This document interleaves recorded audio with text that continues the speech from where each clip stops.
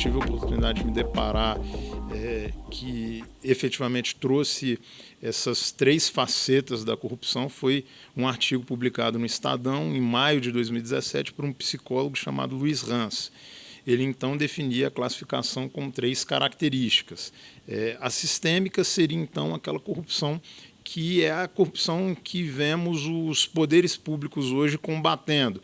A corrupção que é combatida por meio da força-tarefa da Lava Jato, é aquela corrupção que acontece entre agentes públicos e particulares do mais alto escalão, do mais alto poder.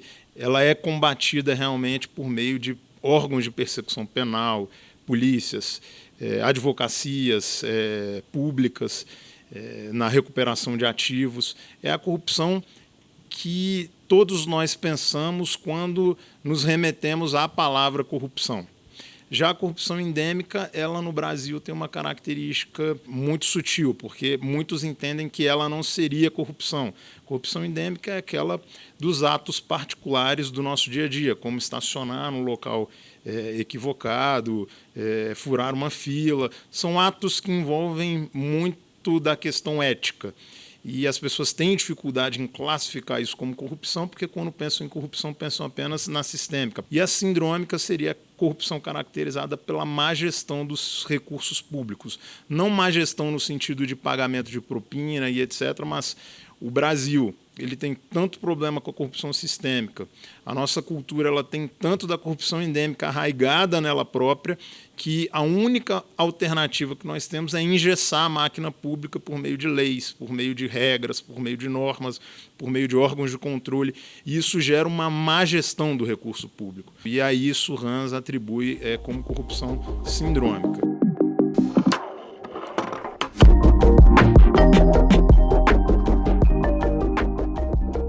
Outra característica interessante sobre as 3 formas de corrupção é que nós vemos um movimento muito forte no combate à corrupção sistêmica. A Força-Tarefa da Lava Jato traz isso, essa força em combatermos os atos de corrupção que envolvem poderosos do poder público, poderosos do meio privado, mas vemos, junto com esse movimento, pouco do combate à corrupção endêmica.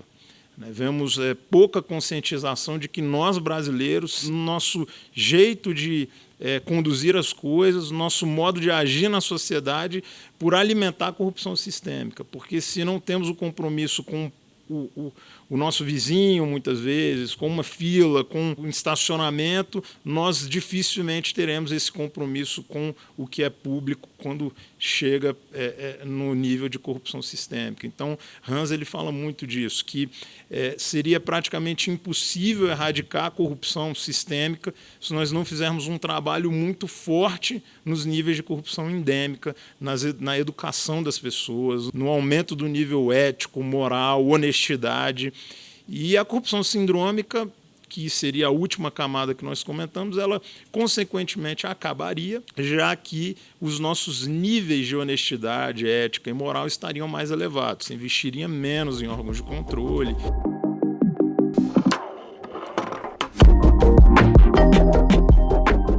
Só a título de exemplo, a ex-primeira-ministra da Coreia do Sul foi condenada a perder o cargo, e aquilo teve uma repercussão enorme na sociedade por um ato de corrupção do nível sistêmico em torno de $60 mil.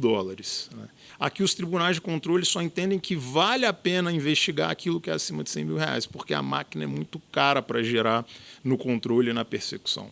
Então, você vê lá na Coreia do Sul os 3 níveis de corrupção funcionando de uma maneira completamente diferente. R$100 mil parece pouco hoje, se falar de corrupção. A gente está acostumado com cifras milionárias, o que alimenta a ideia da corrupção endêmica. Olha, 100 mil não é nada, pode fazer porque não é nada, e ao final se tem pouca punição no âmbito do combate à corrupção sistêmica. Então, perceba que as engrenagens no Brasil precisam mudar. As engrenagens precisam enxergar que talvez o mais importante hoje seja combater os níveis de corrupção endêmica, porque eles vão efetivamente alastrar efeitos positivos para o combate à corrupção sistêmica e sindrômica.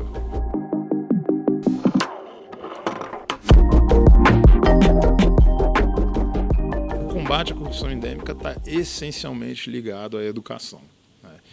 ética, moral, honestidade, são fatores que têm a ver, claro, com o seio familiar, com o seio de uma comunidade, mas no qual educadores e educação têm papel fundamental. Educação desde o nível primário, mas em especial também no nível superior. Incluir cadeiras que ensinem ética, moral na sua profissão, ética na sua profissão, mas cadeiras que sejam levadas a sério pelos professores e pelos estudantes é fundamental. Não só a níveis públicos, mas a níveis também privados e relações privadas. Talvez essa onda de transformação ela possa realmente ser impactante no combate à corrupção endêmica. E isso nos leva à ideia de integridade. Professores, diretores de universidades particulares, alunos que se sintam encorajados em estimular mais matérias nesse sentido, e sempre quando um professor entrar numa sala de aula para lecionar algum tipo de assunto,